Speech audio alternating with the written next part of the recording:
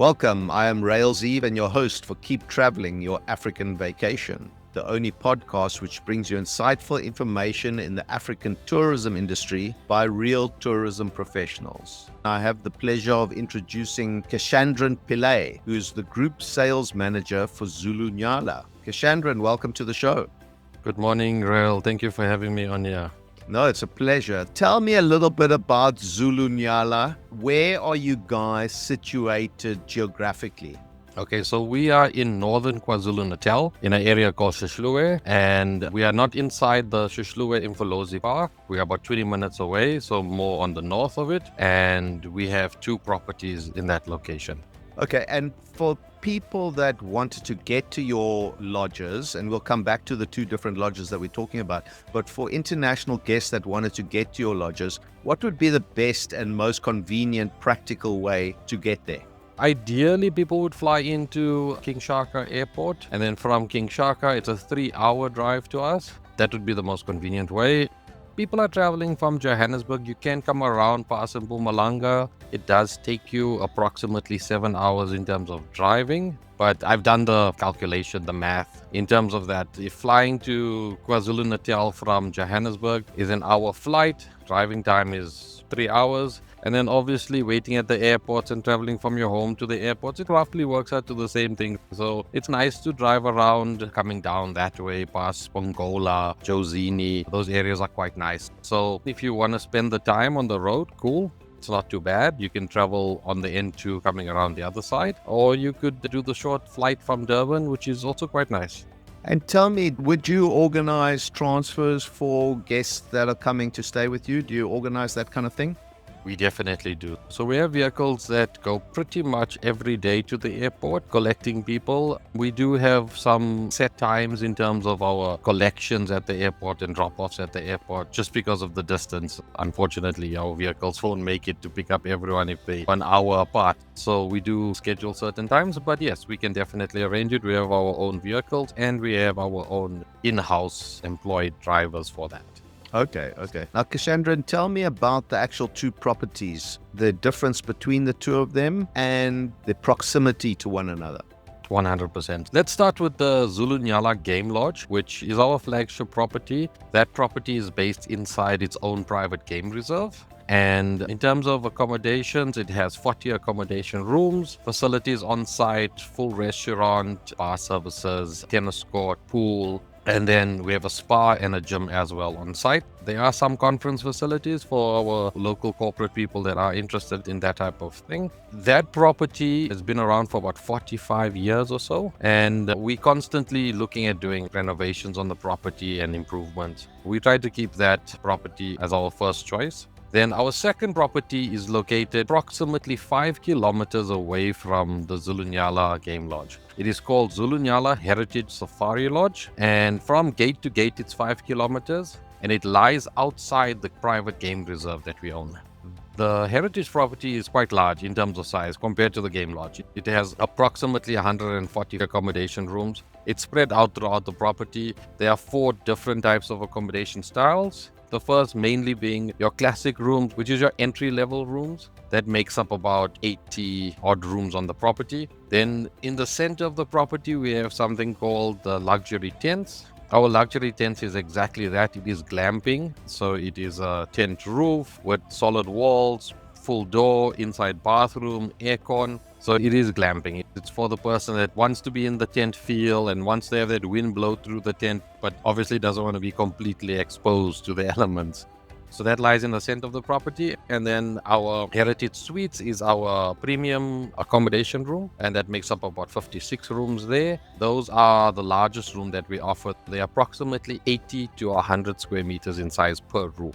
The Heritage property in terms of facilities has 2 pool areas, 2 different dining areas on site. It has a spa, a gym, a massive library/lounge area. The one thing that we don't offer on our property is TVs in the rooms. At Zulu Nyala, we don't believe that you come to stay in the wilderness and sit in your room and watch TV. So that is not promoted, but we do have a lounge with a big, massive TV. So the guys that want to come looking to watch sports and don't want to miss a game. And then the one main attraction on our property is that we have a place called the Zulu Cultural Village. The Cultural Village is based at the reception area. This tour generally runs for about an hour. It's all about the Zulu culture, how they lived, how they worked back in the day, the things that they made, and obviously the traditional aspect of that, the dancing, the drumming, the singing. So that's a tour that people can book on site with us.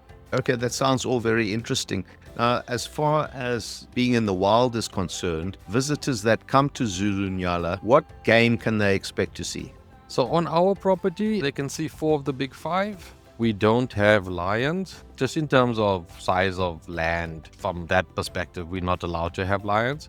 But you can see pretty much everything else. The only thing that's a little bit elusive is the leopard. Unfortunately, nobody can own a leopard because they just hop fence to fence. I've worked for the company for about 12 years now. To be honest, I've never seen a leopard on the property. Every time I decide not to go on a game drive, there's a leopard sighting. Maybe it just doesn't like me, who knows? Just be careful. Maybe he'll like you one day very much and you might become a meal. Yeah. Cashandran, tell me, as far as your clientele is concerned, what is the mixture of your clientele currently visiting?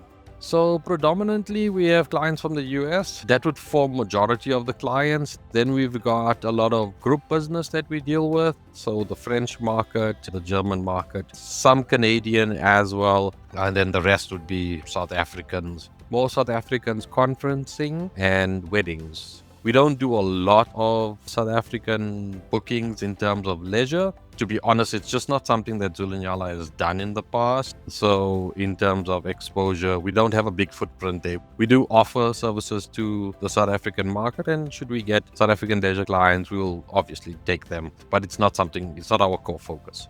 Tell me a little bit about your staff complement and any sort of upliftment programs that you're doing within your properties together with the local communities. So all of the employees at Zulu Nyala, I would say majority, I'm not sure on the numbers, but most of them are South Africans. They all employed from the area. It was one of the things that we did after COVID. There was a big influx of visitors that came when we opened up again and when we started bringing staff back. And we tried to bring back a lot of the staff that went on furlough at that time. We do have a good relationship with community leaders. There is a big kind of respect between us employing locals and also us having direct contact with them. So should there be any concerns or issues or staffing problems, then the leaders come to the GM and they have a conversation about that. In terms of just giving back to the community, we have a program that runs a lot for our USA clients, and the clientele that comes to us from the US are within the charity organization industries. So a lot of those particular clients that come through, they like to come through and donate things for schools, stationery, toys for kids, and a lot of it gets sent to us.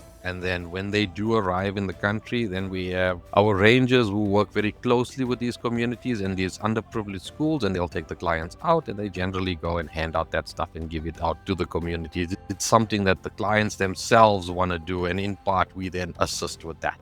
A big thing on everybody's lips at the moment is sustainability, recycling. Obviously, in South Africa, there are issues with power consumption and what you can get out of the national grid. Tell me a little bit more on those lines of what you're doing.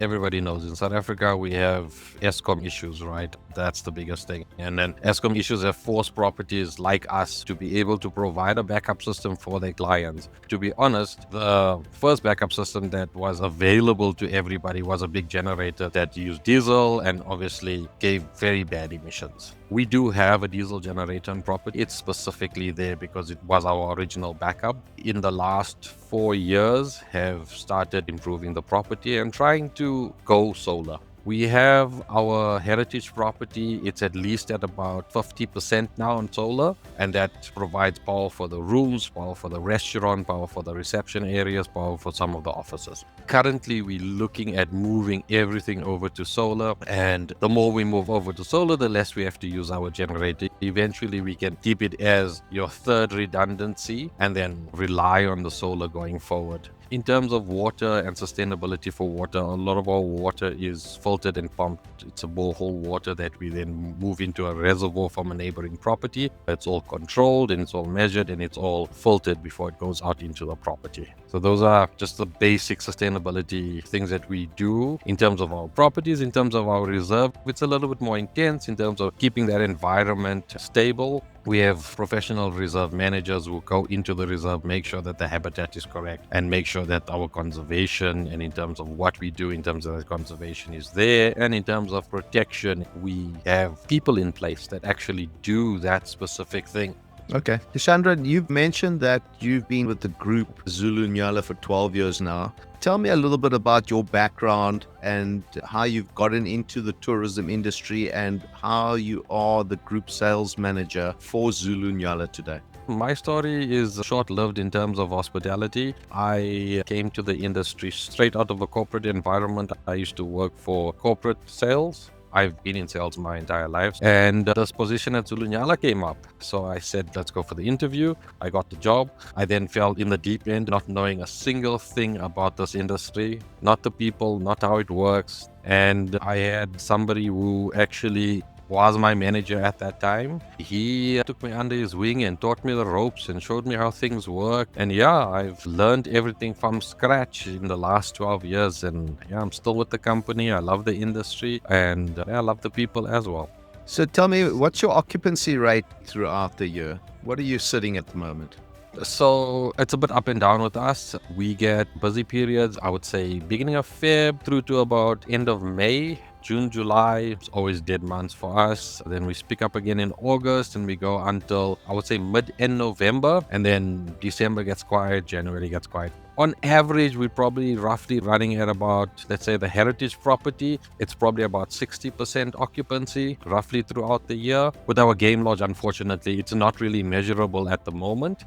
But there's a specific reason for that. I'll explain it. Currently, with us having a very large property, which is 3 times the size of the other property, it makes the game lodge not viable to run continuously throughout the year. So in terms of the ownership, they've decided to rather have the game lodge shut down for 6 months of the year and open for 6 months of the year. March to about the end of May, the game lodge will be open. And then from August until the end of October, the game lodge will be open again. That's why it's a little bit difficult to measure that. And the only reason we do it is because you can't have a property that's open during quiet time and have 10% occupancy and have a full staff complement. It doesn't make sense. Because the heritage is so much bigger, we just move the clients to the heritage, and it does have similar rooms as well as the bigger suites. So even if clients are paying for the upgrade, they can then move to the other property. Since COVID, we've went into this approach and it's been working. The ideal situation is to have both the properties at full capacity all the time. Listen, I wish you well for the rest of 2025, you and Zulu Nyala. Thank you so much for coming on the show. I appreciate your time and your energy and explaining to us about your properties. Thank you so much for having me, and I appreciate the opportunity.